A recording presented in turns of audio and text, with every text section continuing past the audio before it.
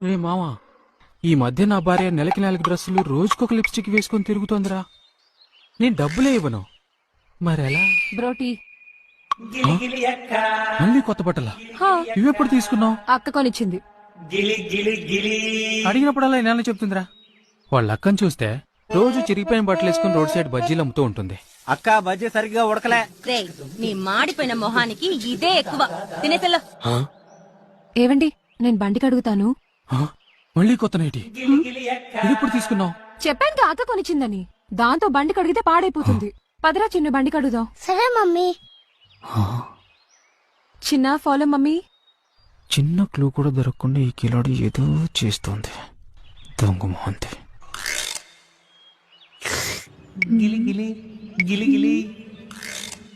చిన్న, ఎవరైనా వస్తున్నారేమో చూడు. ఎవడో రావట్లేదు మమ్మీ.